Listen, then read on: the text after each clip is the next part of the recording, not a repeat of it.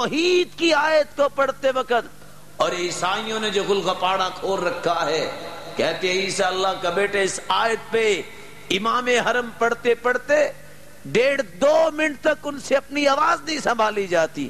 کبھی دیکھا پاکستان میں بھی کوئی تراویح پڑھاتا ہوا رویا ہے؟ اس لیے کہ ہم نے اس کو اس انداز سے پڑھنا سیکھا ہی نہیں ہے۔ اور میں چند مثالیں دوں گا تاکہ سمجھ آ جائے کہ نقصان کیا ہوتا ہے۔ اگر اس کا حق ادا نہ کیا جائے، جواب آپ دیجئے گا ہم اللہ سے چاہتے کیا ہیں۔ اور میں تو یہ کہتا ہوں قرآن تو بہت عظمت والی بات ہے، نماز کے لیے اذان کہنے میں بھی مسلمان اتنا گر چکا ہے، ذوق کرنے والوں کو اللہ جزائے خیر دے، لیکن اذان کہنے والے بھی پتہ نہیں کیا کہتے ہیں۔ مثال کے طور پہ اذان کی ابتدا کہاں سے ہوتی ہے؟ اللہ اکبر، وہ کاف جس سے کتاب لکھی جاتی ہے۔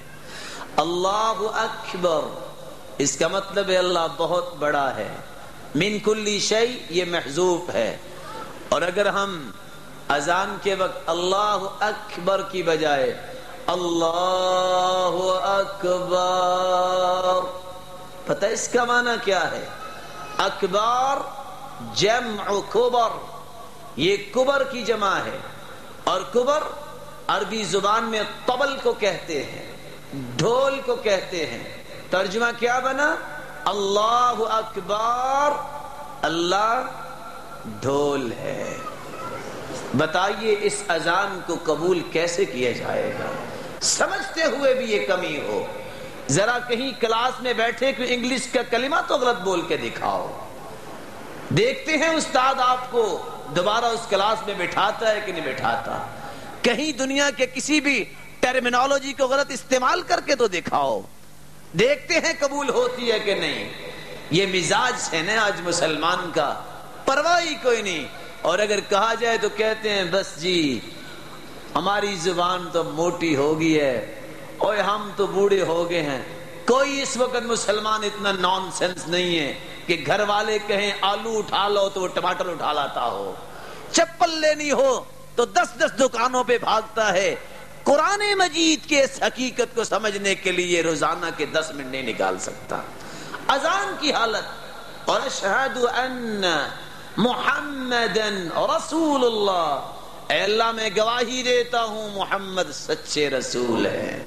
اور اگر اس کو یہ کہا جائے جو لوگ کہتے ہیں اشہد ان محمد رسول اللہ، ان اللہ میں گواہی دیتا ہوں ہم سارے کے سارے محمد ہیں۔ مسلمانوں تم نے کس انداز سے اپنی زندگی کا رویہ برتا ہے؟ میں سمجھتا ہوں ذوق اچھا ہے اذان کا، لیکن کبھی سیکھ لینی چاہیے۔ اور انتظامیہ کے بارے میں ادبن کہنا چاہوں گا، دیوالیہ ہو چکی ہے فکری طور پہ انتظامیہ۔ پاکستان کے اندر کچھ پرواہ نہیں کہ کسی اچھے مؤذن کو رکھ لیں، اور کچھ پرواہ نہیں اذان سننے والوں کو کہ قرآن مجید تو قرآن مجید ہے، اذان ہی پہلا اعلان ہے نماز کے لیے، اس کو درست انداز سے اعلان ہی کر دیا جائے۔ اور نماز جب شروع ہوتی ہے تو وہاں بھی حالت کیا ہے؟ سورۃ الفاتحہ سے پہلے کون سی دعا ہم پڑھتے ہیں؟ سبحانک اللہم وبحمدک وتبارک اسمک، اے اللہ تیرا بابرکت نام ہے۔ یہ کب معنی سمجھ میں آئے گا؟ جب تبارک اسمک سین کے ساتھ پڑھیں گے۔ جب سین کے ساتھ پڑھیں گے تو یہ اسمن سے ہے یا سمون سے ہے یا وسمن سے ہے، جس کا مطلب ہے نام۔ لیکن آپ میری بات پہ ناراض نہ ہوئیے گا، سلسلہ صحیحہ کی روایت پیش کر کے بات کروں گا۔ امام البانی رحمت اللہ علیہ روایت لائے ہیں، بنی اسرائیل برباد اس وقت ہوئی جب انہوں نے قصص واقعات پہ اعتماد کیا اور اصل کتاب کو چھوڑ دیا۔ آج مسلمانوں میں قرآن مجید کے بارے میں بھی نشہ آ گیا ہے۔ یہ نشہ پورا کرنے کے لیے راگنی والا قرآن سننا تو پسند کرتا ہے، سمجھنے کے لیے نہیں سنتا، تبدیلی کے لیے نہیں سنتا۔ جب نشہ آ جائے تو پھر تبدیلی کیا ہوتی ہے؟ ہم خطبہ دیتے وقت بھی یہ کہتے ہیں وَتَبَارَكَ اسْمُكَ. پتہ ہے ترجمہ کیا بنتا ہے؟ اسم سین کے ساتھ ہو تو اللہ تیرا بابرکت نام ہے، اس کو سین کی بجائے سا پڑھ دیا جائے اسمن، اس کا مطلب گناہ ہے. اس کا مطلب کیا بنے گا؟ وَتَبَارَكَ اسْمُكَ، اے اللہ تیرا بابرکت گناہ ہے. نعوذ باللہ من ذالک.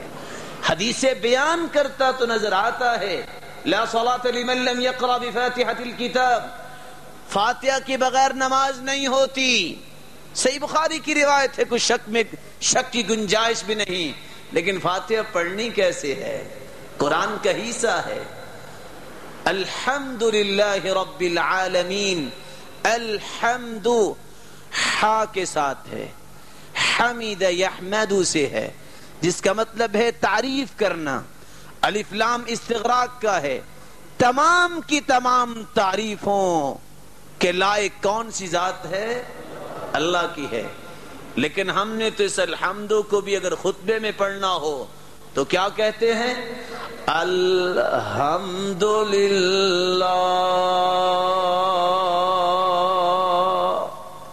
ہاں کے ساتھ جب پڑھو گے تو معنی کیا ہوگا؟ میرے سر کے تاج ہیں علماء، میری آنکھوں کی ٹھنڈک ہے قرہ. میں قرآن کی عظمت کو نکھارنا چاہتا ہوں، کسی کے بارے میں گفتگو